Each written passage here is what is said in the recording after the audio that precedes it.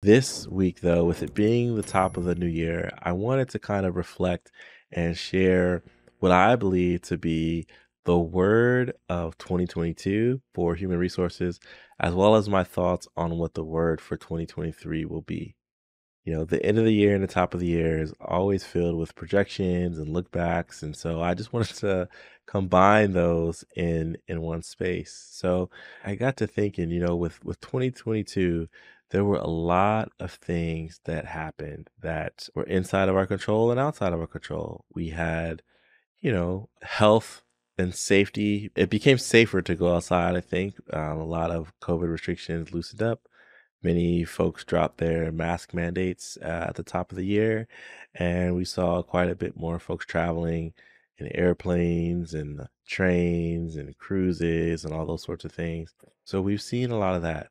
But we also saw things outside of our control, like the tanking of the stock market, and that put a really bad effect on people in their retirement and their abilities to either retire on according to schedule, or some folks even decided to stay in place. But in light of all that happened in 2022, I think that the year can be summarized in one word, and that one word is boundaries. Yeah, I think that HR's word of the year or People Ops word of the year is boundaries. And let me just pull up a definition of boundaries here so that we're working from the same definition. I'm a teacher, so I got to make sure that we're starting with the same agreed starting point so that we can reach our next destination. So a boundary is a line that marks the limits of an area. It is also a limit of a subject or sphere of activity. So this is the definition, textbook definition of boundaries. Just did a quick Google search, but a line that marks the limits of an area or a dividing line, and then a limit of a subject or sphere of activity. Here at Jumpstart, we have our boundaries. There are things that we will do. Those are things within the HR and recruiting space. But then sometimes if clients ask us for things that have to do with tax or immigration or things that require a CPA or an attorney or anything outside of our jurisdiction, we will let them know, hey, that is outside of our boundaries. So I use the word in a sentence, but I think the word for 2022 was boundaries. And I have a list of things that I want to share with you about how boundaries were so important in 2022. Well, and I broke them up by employees who were asserting their boundaries and then employers who had boundaries challenged. So, first one is the obvious one that everyone talked about every month of the year. I've done several podcasts and panels and webinars on this topic, and it was quiet quitting. So, with quiet quitting, employees were putting boundaries around when they wanted to work, how they wanted to work, and they were trying to, on one end, say, I'm disengaged, I don't want to work any further. And on the other end, the other side of quiet quitting is people who are saying, I'm engaged, I'm supportive, I enjoy this place, but I'm not going to let it affect my home life, or I'm not going to let it affect my relationship with my family or my relationship with time in other areas. So we had a lot of quiet quitting, and that represented a boundary because people were saying that they were not going to cross the limits of where they've set of how they wanted to show up at work, no matter what was expected of them by their employer. So quiet quitting was a big, big, big, big thing for boundaries. Another surprising boundary that was drawn by employees was the formation of unions at places like Amazon, Starbucks, and other large employers across the country where we never really would have equated Starbucks and union or Amazon and union, but we began to see employees fighting for their rights, using their legal abilities, their legal rights to say, hey, we're going to come together, create a union, and expect that our employer is going to take these demands serious and be held accountable to them. So even in big employers, we were seeing the forming of unions, and that's a boundary line because what that says is employees were getting together and saying what they will and will not do with regard to showing up to work. So almost similar to quiet quitting in the sense that a boundary line was drawn, but just different because you can't really compare quiet quitting and unions, other than the fact that people rallied together and collectively said, you know, this is where we draw the line. Okay.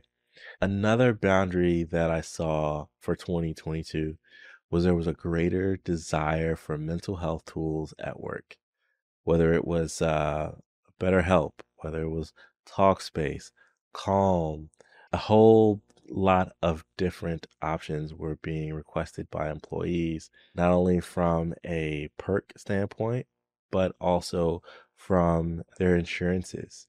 So thinking about going back into your open enrollment season and how many people asked, hey, are my therapist visits covered under my health plan? Can I send my kids to therapy and will it be covered? That was a big boundary that people were setting to say, hey, I no longer will ignore my mental health at the expense of everything else.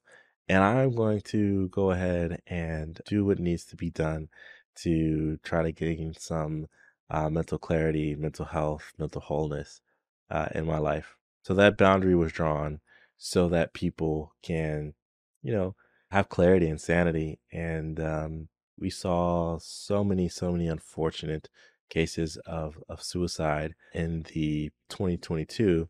One of the more recent and notable ones was DJ Twitch. And we just need more people who are willing to set those boundaries in place to say, I need help, I want to get help, and we need employers to make that help available and make that time available. So that's a boundary that I saw in 2022. Another one is job automation, whether it was through AI and copywriting or, tools and technology that allow you to automate data entry or different tasks. Saw a lot of things in the news where people were literally either outsourcing or automating their job so that they could get more time back in their day. And to me, that constitutes a boundary of drawing new boundaries of really how hard do you want to work or how much effort you want to put into work. And it makes employers question, well, what is a job? What does a person get compensated for? Should a person be compensated their full salary if a robot did the work or if an algorithm did the work? These are things that we had to ask because new boundaries were being drawn in 2022. And if any of this sounds relatable, definitely let me know. I want to hear your thoughts. The other piece of that is boundaries from an employer standpoint. All right. Well, first I forgot another boundary was mouse jigglers.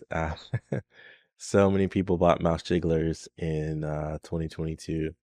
And this kind of dovetails into the employer side of it, where employers put in or instituted tools that were aimed at tracking productivity, but they might also have been used for worker surveillance. So, of course, employees were combating that through mouse jiggling, but employers were drawing boundaries because there was a fear or assumption that people weren't working if they were at home or if they were remote. And so a boundary that employers drew was to institute tools aimed at tracking productivity. And then also some tools were aimed at employee surveillance as well. So that was a boundary line in the sense that employers wanted to ensure that people stayed on the inside of the boundary of productivity because they're paying your salary, they're paying your benefits, they're paying your time off. And the rationale is that it's fair to expect a certain level of work and productivity for your compensation, which I agree with.